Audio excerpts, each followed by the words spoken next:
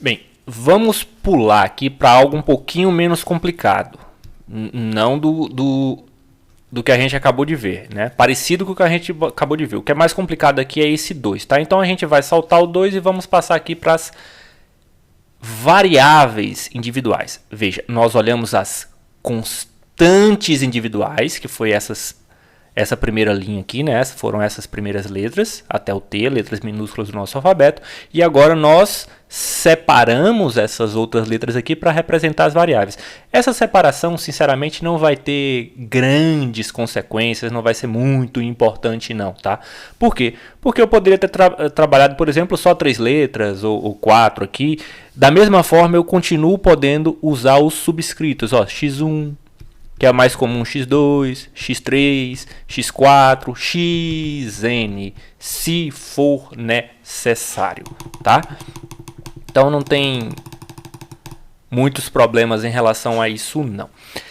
A questão é, quando nós estamos fazendo um estudo, se nós tivéssemos visto teoria dos conjuntos, nós delimitamos um universo. E ao contrário do que algumas pessoas às vezes querem acreditar, não existe um universo que contém todas as coisas que podem ser estudadas. O universo é aquilo que nós estamos estudando, tá bom? Então, quando nós estamos, por exemplo,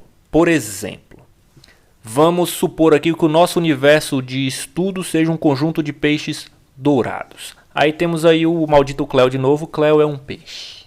Cleo é um peixe dourado. Esse é o nosso universo de estudo.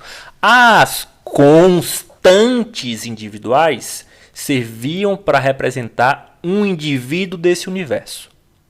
Mas é uma constante, é um indivíduo. As variáveis individuais servem para representar um indivíduo, não o indivíduo, um indivíduo deste universo, sem necessariamente especificá-lo. Por exemplo, aqui ó, Cleo é um peixe. Nós estamos usando uma constante individual para dizer que C, que este indivíduo C é um peixe, né? E aqui estamos usando uma variável individual para dizer que um indivíduo é um peixe. Ele não está especificando qual indivíduo. Ele está dizendo que existe um indivíduo que é um peixe. Cuidado com esse existe aí, tá? Não quero me antecipar no esse existe. Não é bem, existe. Não está dizendo que existe, não. Está dizendo que um indivíduo é um peixe. Qual indivíduo?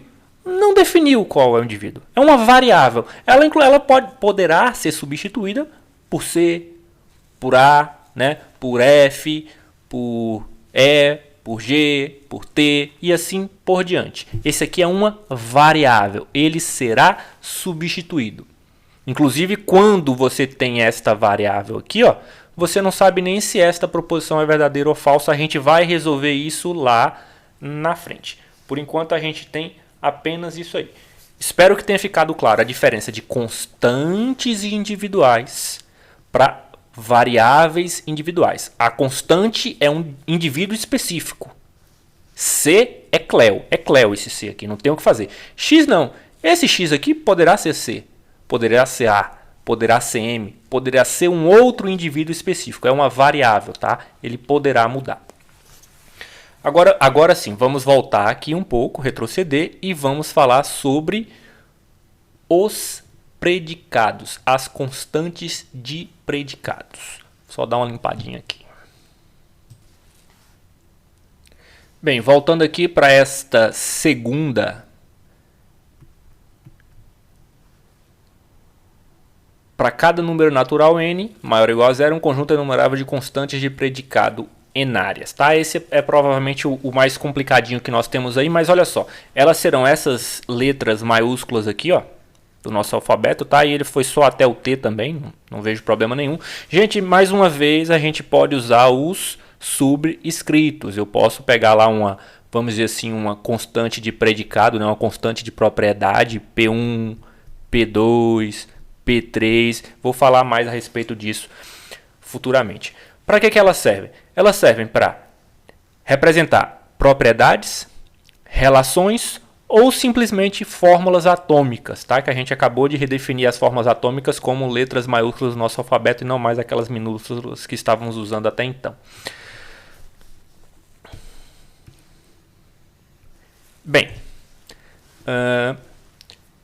Por exemplo, no nosso universo aqui, né, para este exemplo aqui, Cleo é um peixe. Como é que eu posso representar isso para não ter que escrever tudo isso?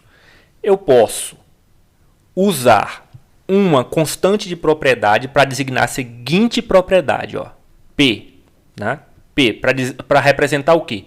X é um peixe. E aí, esse Cleo é um peixe, eu posso representar assim, ó, PC. Significa Cleo é um peixe. Ok? Simples assim.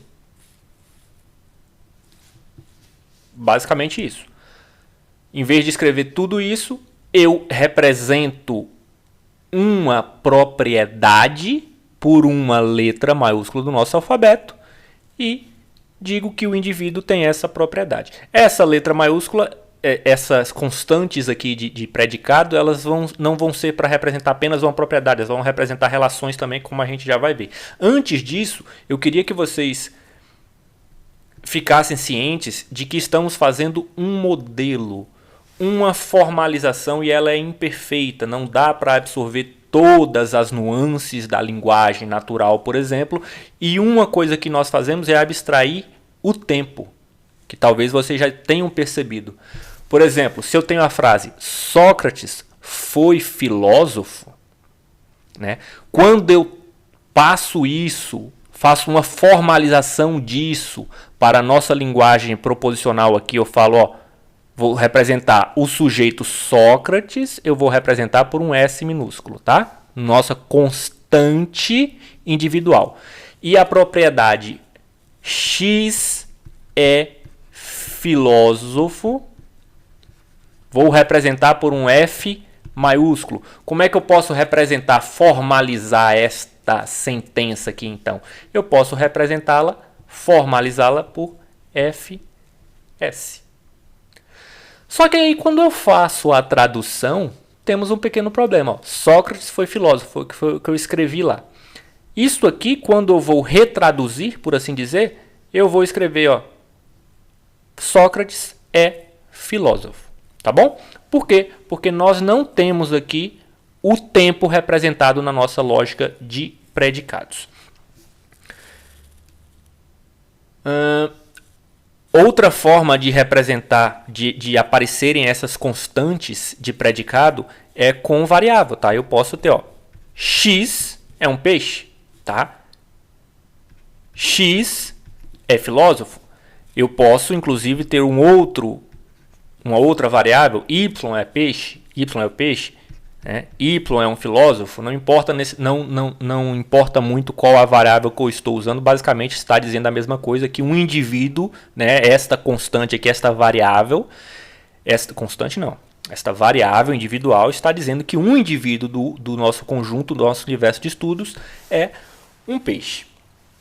Bom, só que temos mais complicações.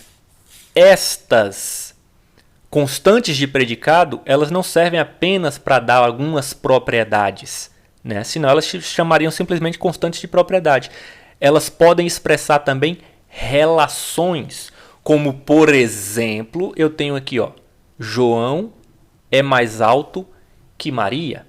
Aí você fala, bom, eu posso simplesmente dizer que, sei lá, é alto, posso escrever X, representar esta propriedade de ser mais alto que Maria, X é mais alto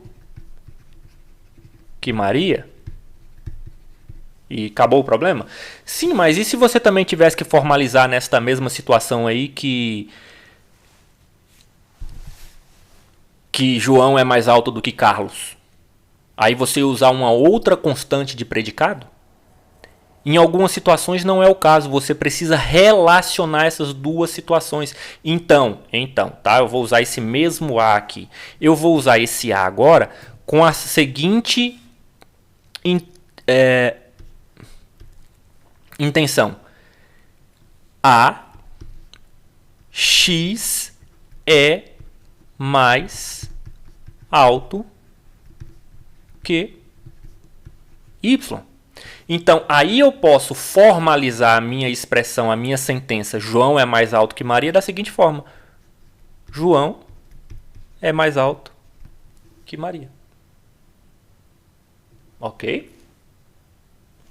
João é mais alto que Maria. Que é diferente de escrever isso aqui. Tá? Isso aqui está dizendo que Maria é mais alta do que João. Ok? O a minha constante de predicado aqui diz que x é mais alto que y e a ordem importa. A ordem importa. Tá bom? Não vão trocar as constantes de lugar. Alguém pode estar se perguntando, poxa, eu não poderia simplesmente escrever, voltando lá no exemplo do Cleo, que é o mais simples, eu não poderia simplesmente escrever Czinho, Pzão, Cleo é um peixe? Poderia. Desde que essa fosse a convenção, desde que esta fosse a notação. Estamos, como eu já disse, adotando aqui a notação do Mortari, para ficar meio padronizado, tá? E ele adotou, segundo ele, que é mais convencional, primeiro o predicado, depois a constante individual ou a variável individual. Tá? Inclusive, outras referências vão escrever isso aqui de outra forma. Por exemplo, se eu tenho um predicado que relaciona, de segundo grau, por assim dizer, porque relaciona dois indivíduos, dois elementos, alguns vão representar assim, ó. Inclusive, eu acho bem pertinente. Tá? Falando de grau, quando nós temos predicados, vejam, aqui nessas primeiras situações, que já está começando a ficar meio bagunçado, nós tínhamos o predicado, uma propriedade de um indivíduo. Este predicado se referia a um indivíduo. Então, podemos dizer que ele era unário. Ele era de grau 1. Existem diversas nomenclaturas, tá? Monádico, enfim, várias nomenclaturas. Aqui a gente vai falar de ele adotou este N aqui, que simplifica de certa forma as coisas, tá? E a gente pode adotar como grau também, porque está relacionando a um objeto só. Está dando a característica, uma propriedade de um indivíduo. Quando você tem um predicado relacionando dois indivíduos do seu universo, você tem um predicado de grau 2. E nada impede que você tenha predicados de grau 3, grau 4, grau 5. É o que ele vai chamar aí, ó, de unário, binário, ternário e assim por diante para todo N. Enário. Por isto esta nomenclatura esquisita que vocês estão vendo lá. Pode ser o grau da sua constante de predicado. Quantos indivíduos ela está relacionando ao mesmo tempo. Aqui, por exemplo, nesse exemplo, João é mais alto que Maria, a gente tem uma variável de predicado que relaciona dois sujeitos. Ok? João é mais alto que Maria. Nada impede, como eu já disse, que tenhamos um de terceiro grau. E aí eu teria... Veja que a variável predicado ela é seguida pelas constantes ou variáveis individuais. Né? Se ela é de segundo grau, ela vai ser seguida por duas letrinhas, por assim dizer. Se ela é de terceiro grau, ela será seguida por três letrinhas. E assim sucessivamente. Lembrando que essa notação também pode variar um pouquinho. Vocês podem ter variações, mas a gente está adotando a de Mortari, que vai ser simplesmente aqui a mais simples possível. Algumas dúvidas que podem vir a surgir. Existem predicados que relacionam o sujeito com ele próprio. Por exemplo, João tem a mesma altura do que João. Vou chamar de T, tá? Eu vou representar esta propriedade de ter a mesma altura que, vou chamar de T.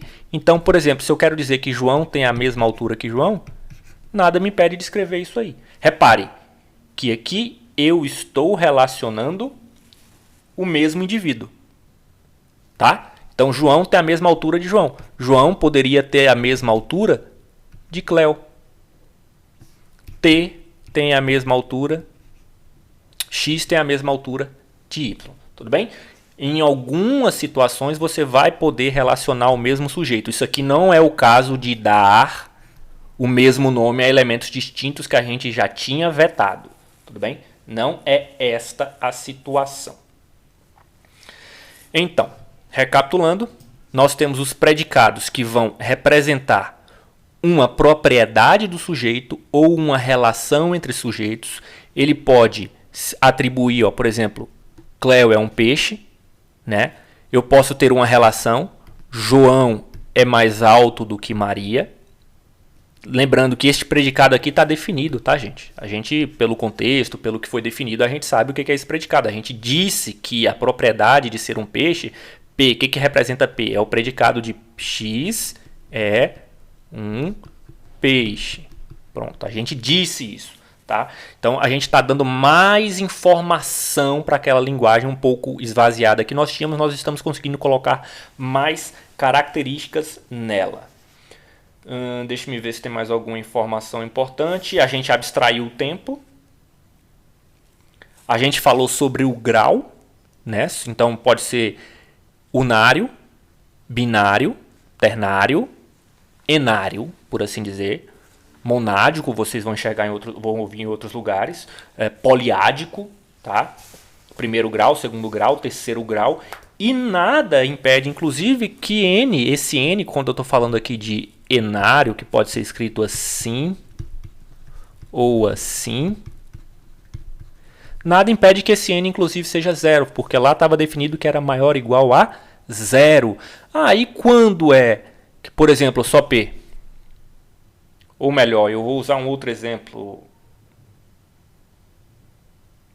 Vamos dizer que assim representa uma propriedade de grau zero, tá? Zero ário, por assim dizer, que não atribui a nenhum sujeito. Por exemplo, está chovendo. Ou simplesmente para formalizar qualquer sentença. Lembra que ela podia ser simplesmente uma proposição, uma proposição atômica, simplesmente para formalizar qualquer F. Em vez de falar Sócrates é filósofo, eu posso formalizar Sócrates é filósofo como Sócrates é filósofo apenas com isso. Só que o que acontece? O que a gente está justamente não fazendo aqui? A gente está evitando, porque quando eu tiro essas informações, a linguagem fica mais pobre. Então, por exemplo, algumas sentenças que antes poderiam ser argumentos válidos, como eu empobreci a linguagem, eu saí disto aqui, fui para algo mais pobre, eu poderia considerar que argumentos não seriam válidos. Então, é isso que está acontecendo quando eu estou tirando esta informação, tá? Bom, acho que ficou claro. Espero que tenha ficado claro. Qualquer coisa, um atendimentozinho, uma reexplicação aí, não tem muito o que dizer a respeito disso, tá?